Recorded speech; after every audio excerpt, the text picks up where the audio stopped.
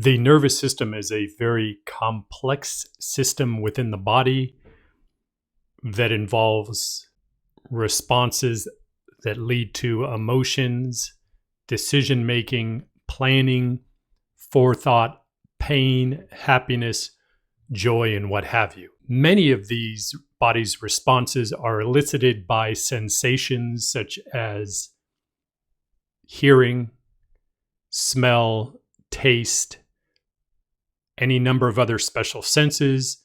It could be touch or pain, heat, light, any number of sensations which can lead to emotions.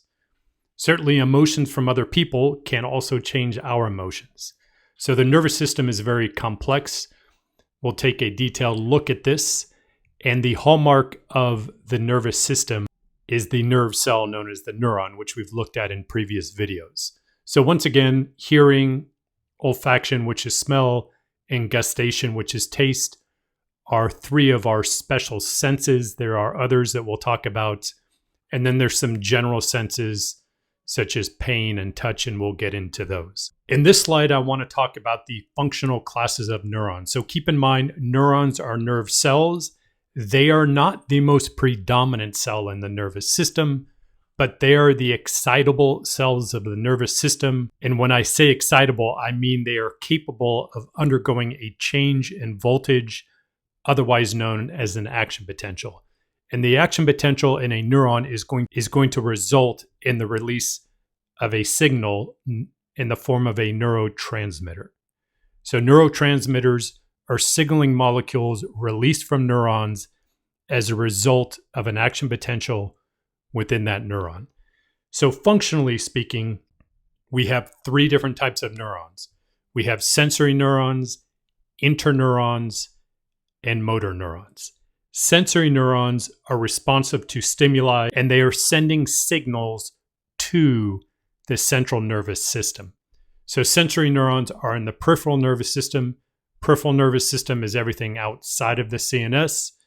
And what we see here in orange is this is what's known as a unipolar neuron. Unipolar neurons, that's just the way of describing the morphology of this specific type of neuron. Sensory neurons for touch and pain tend to be these unipolar neurons, where we have one process coming off of the cell body, and then it splits off into a peripheral fiber right here and a central fiber right here.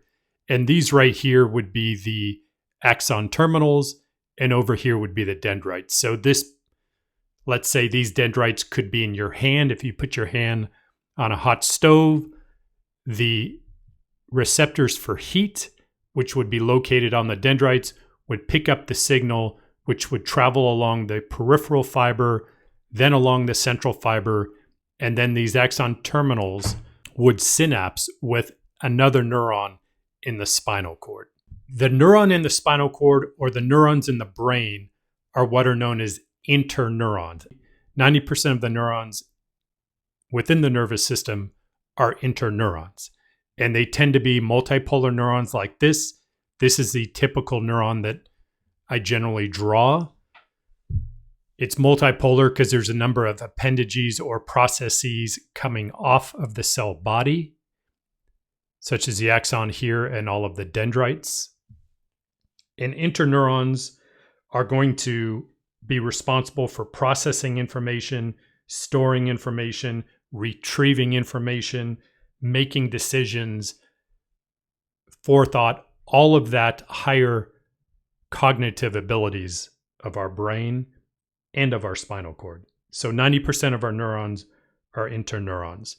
And then we have motor neurons, which are also represented by these multipolar neurons that send information away from the CNS, away from the spinal cord in the brain, and they are activating muscles and glands as a response to a specific stimuli. For example, if we use that initial example of putting your hand on a hot stove, it would be a sensory neuron that's sending information to the central nervous system. The brain makes a decision that we need to move the hand, and then a neuron, generally a multipolar neuron, but functionally it's what's known as a motor neuron, activates the muscles in your arm to lift up your hand. This third type of neuron we see here is what's known as a bipolar neuron, because we have processes, just two processes coming off on opposite ends of the cell body. And that's indicative of neurons specific to smell, otherwise known as olfaction, and photoreceptor cells within the eye responsible for vision.